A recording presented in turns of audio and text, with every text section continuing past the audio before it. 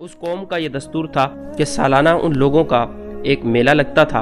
लोग एक जंगल में जमा होते और दिन भर लहवो लाव में मशगूल रहकर शाम को बुत खाना में जाकर बुतों की पूजा करते। आप एक कुल्हाड़ी लेकर बुत खाना में तशरीफ ले गए और देखा कि उसमें छोटे बड़े बहुत से बुत हैं और दरवाजे के सामने एक बहुत बड़ा बुत है। आप जलाल में आ गए और कुल्हाड़ी से मार मार कर बुतों को चकनाचूर कर डाला और सबसे बड़े बुत को छोड़ दिया और कुल्हाड़ी उसके कांधे पर रखकर आप बुत खाने से बाहर चले आए।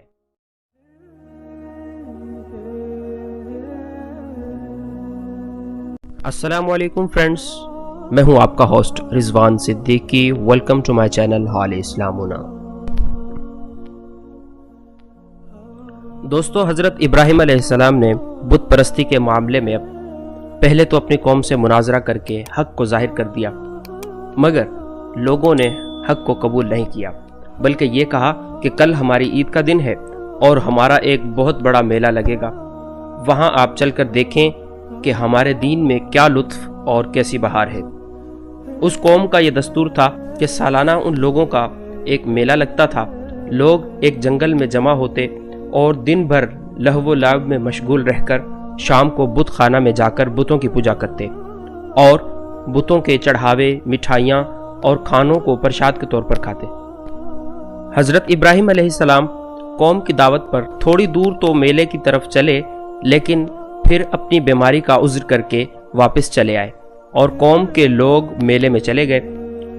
फिर जो मेले में नहीं गए, आपने उन लोगों से साफ कह दिया कि मुझे अल्लाह की कसम है, मैं तुम्हारे बुतों का बुरा चाहूँगा बाद इसके कि तुम फिर जाओ पीठ देकर।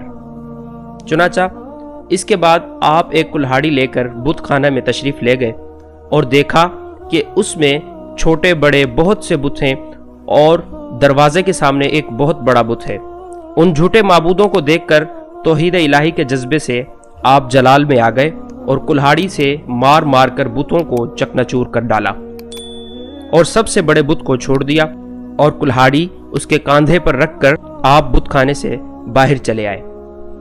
कौम के लोग जब मेले से वापस आकर बुत पूजने और प्रसाद खाने के लिए बुत खाने में घुसे तो ये देखकर हैरान रह गए कि उनके देवता टूटे फूटे पड़े हैं। एकदम सब बौखला गए और शोर मचाकर चिल्लाने लगे कि किसने हमारे खुदाओं के साथ ये काम किया, बेशक वो जालिम है। तो कुछ लोगों ने कहा कि हमने एक नौजवान को जिसका नाम इब्राहिम है, उसकी ज़बान बुतों को बुरा भला कहते हुए सुना है। कौम ने कहा कि उस नौजवान को लोगों के सामने लाओ, शायद लोग गवाही दें कि उसने बुतों को तोड़ा है। चुनाचा हजरत इब्राहिम अलैहिस्सलाम बुलाए गए तो कौम के लोगों ने पूछा कि ए इब्राहिम, क्या तुमने हमारे खुदाओं के साथ ये सलूक किया है? तो हजरत इब्राहिम अलैहिस्सलाम ने फरमाया कि तुम्हारे इस बड़े बुत ने किया होगा, क्योंकि कुल्हाड़ी उसके कांधे पर है। आखिर तुम लोग अपने इस टूटे फूटे खुदाओं से ही क्यों नहीं पूछते कि किसने तुम्हें तोड़ा है? अगर ये बुत बोल सकते हो तो इन्हीं से पूछ लो, वो खुद बता देंगे कि किसने इन्हें तोड़ा है। कौम ने सर झुकाकर कहा कि ए इब्राहिम, हम इन खुदाओं से क्या कहें और क्या पूछें?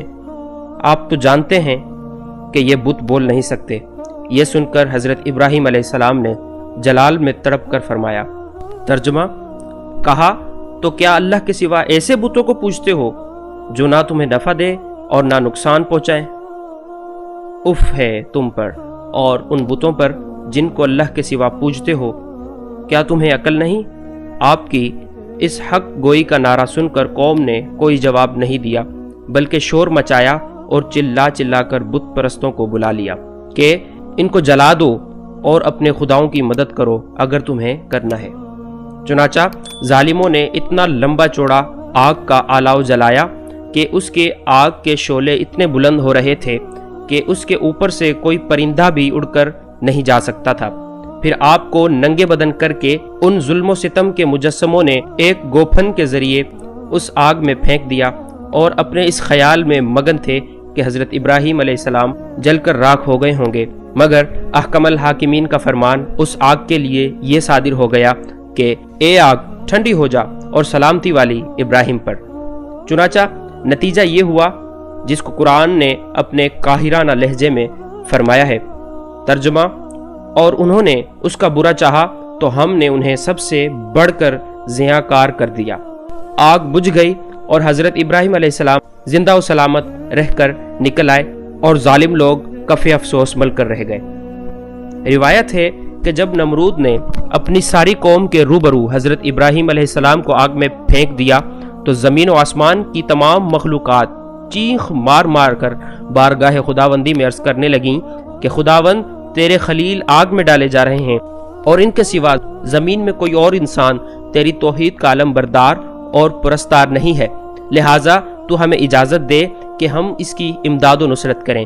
تو اللہ تعالیٰ نے فرمایا ابراہیم میرے خلیل ہیں اور میں ان کا معبود ہوں، تو اگر حضرت ابراہیم تم سبوں سے فریاد کر کے مدد طلب کریں تو میری اجازت ہے کہ سب ان کی مدد کرو، اور اگر وہ میرے سوا کسی اور سے کوئی مدد طلب نہ کریں تو تم سب سن لو کہ میں اس کا دوست اور حامی و مددگار ہوں، لہٰذا تم اب ان کا معاملہ میرے اوپر چھوڑ دو۔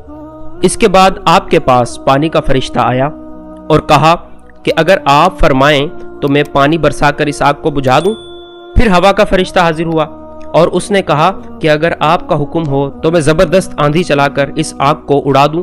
تو آپ نے ان دونوں فرشتوں سے فرمایا مجھے تم لوگوں کی کوئی ضرورت نہیں، مجھ کو میرا اللہ ہی کافی ہے، اور وہی میرا بہترین کارساز ہے، اور وہی جب چاہے گا اور جس طرح اس کی مرضی ہوگی میری مدد فرمائے گا۔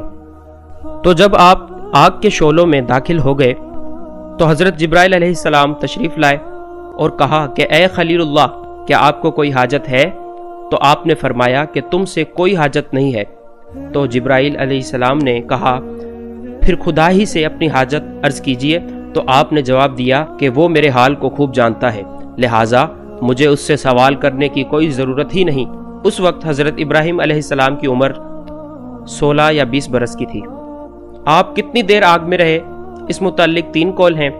بعض مفسرین کا قول ہے کہ 7 دنوں تک آپ آگ کے شعلوں میں رہے، اور بعض نے یہ تحریر کیا ہے کہ 40 دن رہے، اور بعض کہتے ہیں کہ 50 دن تک آپ آگ میں رہے، واللہ عالم۔ دوستو، اگر آپ اسی سے ریلیٹیو نیو ویڈیوز دیکھنا چاہتے ہیں تو ہمارا چینل سبسکرائب کیجئے اور بیل آئیکن پریس کیجئے۔